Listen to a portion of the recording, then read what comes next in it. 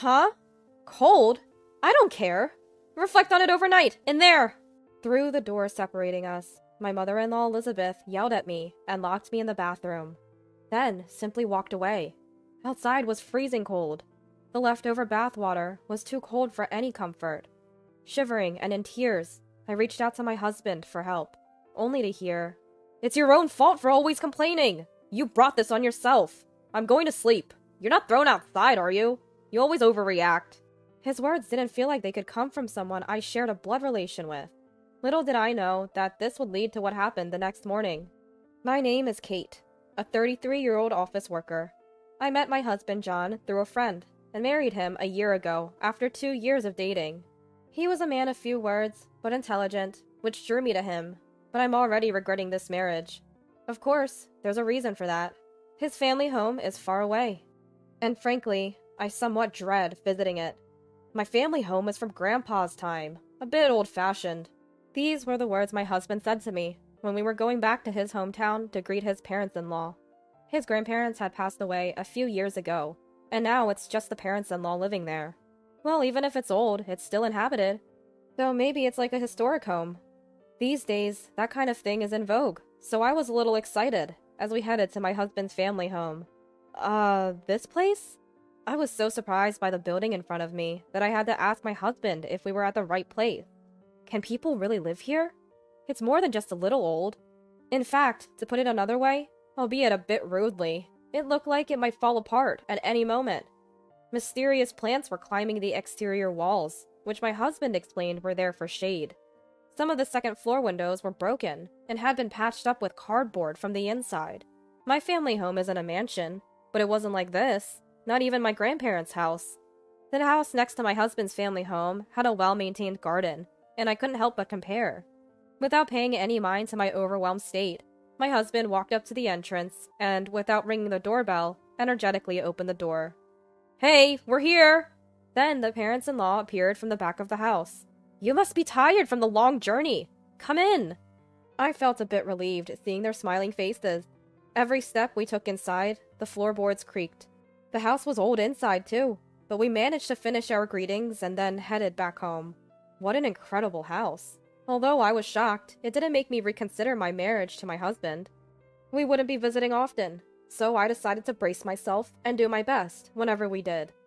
Getting married often reveals unseen sides of your partner, and I learned that my husband really treasures his belongings. "Want to buy a new shirt? Look, this one's neck is all stretched out."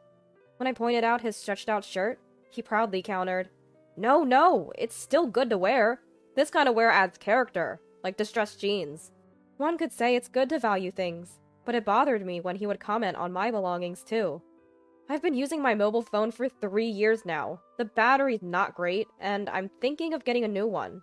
While I was excitedly browsing catalogs, he said, "Why? It still works, right? Isn't it better to wait until it breaks? It's coming out of our household budget, and mobile phones aren't cheap." My husband complained to me, "It's too late if it breaks." But he did have a point. Mobile phones are not cheap. And after his comment, I felt hesitant to buy a new one when my husband had been using his phone for 5 years. Though I had my disagreements, our newlywed life continued peacefully. My husband John isn't picky about food and always finishes everything I cook, saying it's delicious. It was gratifying to cook for him. "Let's go to my parents' house for Thanksgiving. It's been a while, and Mom keeps nagging me to visit." I braced myself at my husband's words, but I was determined. There, I made a new discovery at my husband's family home. "You both came! It's good to see you!" The house, which I hadn't seen for months, was as usual, with its exterior vines creepily flourishing due to the summer sun. While making small talk, my father-in-law, Daniel, asked us to help weed the garden. Despite my reluctance due to the strong sunshine, I couldn't refuse and went outside. Standing there, I was sweating so much I felt like collapsing. Suddenly, I felt a gaze and saw the neighbors standing in their garden, staring at us. I said hello, but when they noticed my parents-in-law, they made a puzzled face and went inside. Elizabeth then said, "Don't bother greeting people like that, Kate. That person's not right in the head." I was startled by her loud voice. After about an hour, we finished, and the garden, previously overrun with weeds, was completely clean. "You must be sweaty. Go ahead and take a bath." That's when I realized I'd never seen the bathroom in my husband's family home. I followed my husband, who had picked up a change of clothes, into what I thought was a storage shed in the garden. I quietly asked John, "What's Daniel doing with a change of clothes in there?" "It's a bath," he replied nonchalantly. "Our house has an outdoor bathroom." I was visibly shaken by his words. A bath? I thought it was a storage shed. Later, I learned that my husband's family home originally didn't have a bathroom. They used to use a relative's nearby, but when the relative moved, they decided to add one. However, there was no space inside, so they installed it in the garden over 30 years ago. The bathhouse's walls had deteriorated due to weather exposure. I was in shock, and didn't want to enter. But I needed to wash off the sweat. I wanted to wash off my sweaty body right away. I had brought a change of clothes since Elizabeth had insisted we stay over before we came. I'll endure it. I need to wash. After debating with myself, I decided to take a bath. Surprisingly, it was clean and looked like a typical bath. Relieved, I soon realized something, and called John back. "Wait, John, where's the lock?" He casually replied, "A lock? There isn't one. It's inside our property, so it's fine." I exclaimed, "No lock here either?" There was a reason for my shock. The toilet in my husband's family home also doesn't have a lock. It was unlikely that someone would enter. But it was still unsettling in someone else's home. The most shocking was their habit of not locking the front door. It seemed there was no custom of locking anything, and people with business at the house would just open the door and call out. "Elizabeth, the world's dangerous these days." I tried to encourage locking up, but she dismissed it, saying, "This is the countryside. Besides, there's no one around here wicked enough to steal." That left me uneasy.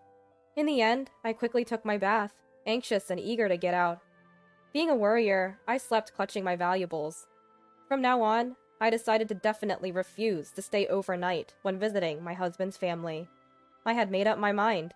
As the seasons changed from summer to autumn and winter, and the end of the year approached, I began to experience more stomach aches.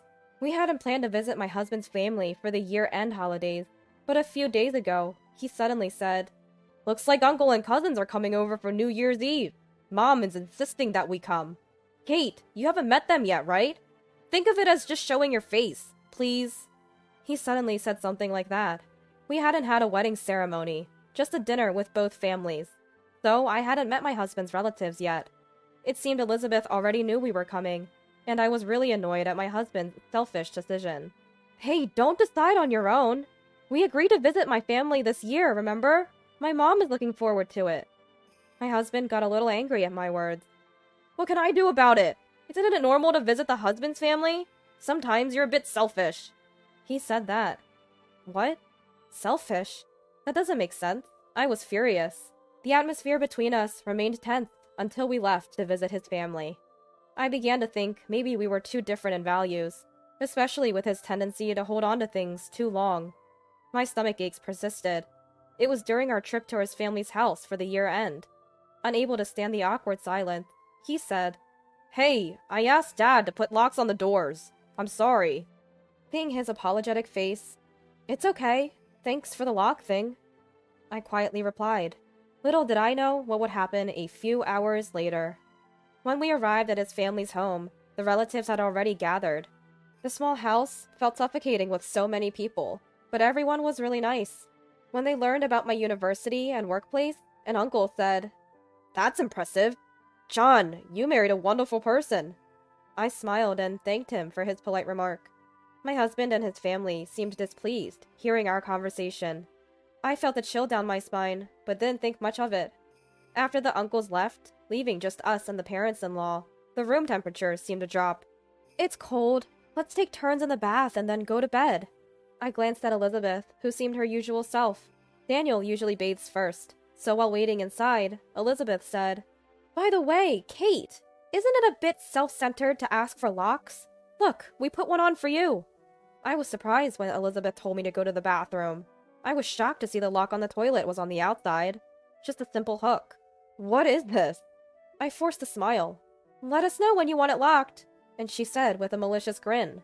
I thought, what a spiteful person. This is ridiculous. It's not a prison, so don't mess around. As the daughter-in-law, I was last for the bath, and stepping outside, the extreme cold made me shiver. It was an unusually snowy year for the region. The bathhouse door had the same type of lock as the toilet, again, on the outside. Frustrated, I entered the cold, drafty cabin. Just awful. Then, as soon as I entered, I heard someone lock the door from the outside. "Who's there? John?" Trembling from the cold and fear, I asked the person outside. "John said he was going to bed. I can't wait for your bath to be over. And I'm going to sleep too. Good night then." Elizabeth laughed mockingly and started to leave. Of course, the door was closed and wouldn't open. If Elizabeth left, I wouldn't be able to get out of here. "Elizabeth, wait, please! Open the door! I'll be trapped here!" I banged on the door with my numb hands. "You're so noisy! Don't shout like that! It was you who wanted the door locked. Plus, you mocked me earlier, didn't you?" "What? What is she talking about? Is she out of her mind? What are you talking about? Just open the door, please!" I felt like I was going to explode with anger. "Just because you went to a slightly better college than John, you brag about it. You must be looking down on me in your heart for not having a college degree, right?" It was the first time I knew that Elizabeth hadn't gone to college. I only mentioned my college and workplace because she asked. I wish she'd consider how it feels to be subjected to her irrational, educational inferiority complex. "Elizabeth, please, open the door! I'm freezing to death!" As I said this, with a shivering body, "Ah, cold. I don't care. Reflect on it overnight. There." With those words, Elizabeth hurried back to the house and showed no signs of returning. Tears of frustration rolled down my cheeks. Fortunately, I had my mobile phone with me and shakily called my husband. "Please answer the phone." "Yes?" After a few rings, my husband answered the phone in an irritable voice. "John, help! Elizabeth locked me in the bathroom. Please, come quickly." While I felt relieved, my husband said, "It's your fault for always complaining. You reap what you sow. I'm sleepy and going to bed. You're not thrown outside, so stop overreacting." And he abruptly hung up. I couldn't believe it. At the same time, my mobile phone's battery died. The reception was bad at my husband's family home, and the battery drained quickly, partly because I forgot to charge it last night. I felt pathetic.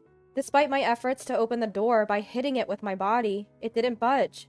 Desperately, I continued to pound on the door.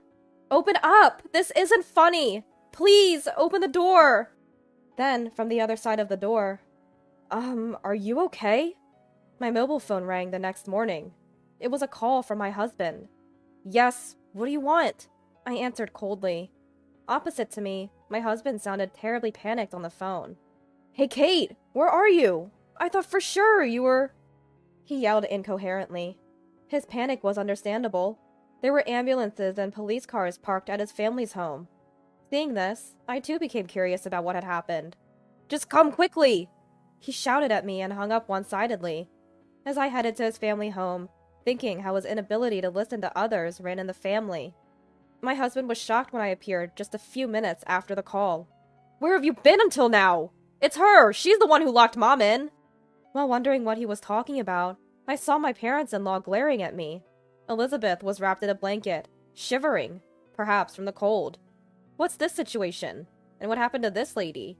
One of the police officers approached me and asked, "Your family claims you locked her in. Is that true?" Apparently, Elizabeth had been locked in the bathroom all night by someone. This morning, Daniel, unaware of anything, found Elizabeth, cold, and called an ambulance in a panic. The police were also called, suspecting foul play, and the real culprit was framing me. "No, that's not true. I was locked outside of the bathhouse by that person yesterday. Plus, doing something as inhumane as locking someone in is not something I would do." I said this, pointing at Elizabeth. Then, as if he had reached his limit, my husband broke down crying. "It's not like that! I thought it was Kate, and I just wanted to teach her a lesson." Last night, seeing the bathroom light on, my husband assumed I had gotten out of the bathhouse on my own. He locked the door from outside as a punishment, but it was Elizabeth inside. Unaware, he quickly returned to bed and fell asleep. Elizabeth must have panicked after being locked in. But Daniel and my husband are such heavy sleepers. Once asleep, they hardly wake up. Waking up and mistakenly thinking I had locked her in, Daniel, along with the police, was panicking. He didn't realize he was the real culprit. Hearing the story, my parents-in-law, fearing their son's arrest, continued to blame me. Then, from behind me, "This young lady was at our house all night. That mean woman locked her outside, and she was crying. Poor thing." An elderly couple spoke up. They had helped me yesterday. They asked me if I was okay, and then the door quietly opened. The elderly man looked at me with concern and said, "Come to our house. It's cold here. Let's make some warm drinks," inviting me to their home next to my husband's family home. I couldn't stop my tears of gratitude. Once I calmed down and told them what my husband's family had done, the couple was outraged and said, "We were worried about you since we saw you in the summer. This family is crazy. You should leave him." I had already decided to do so. I could have lost my life in this incident. Continuing as his wife was impossible. I charged my mobile phone at their house. After hearing from the elderly couple, the police seemed to understand the situation and said, "Please tell us your side," looking coldly at my husband's family. "What? You mean you guys trespassed on our property, right? I'll sue you. Be ready." Daniel was so bitter, even towards the elderly couple, opposite to the raging parents-in-law. "Is that so? Then we will also sue. You have been entering our garden when we are not around and stealing our roses every year. It's all on the security cameras. You have trampled our flower beds, and we have had enough." Hearing the man's words, my parents-in-law immediately quieted down. "Kate, I didn't mean for this to happen. I'm sorry. Please," Elizabeth pleaded tearfully. But of course, I couldn't forgive her.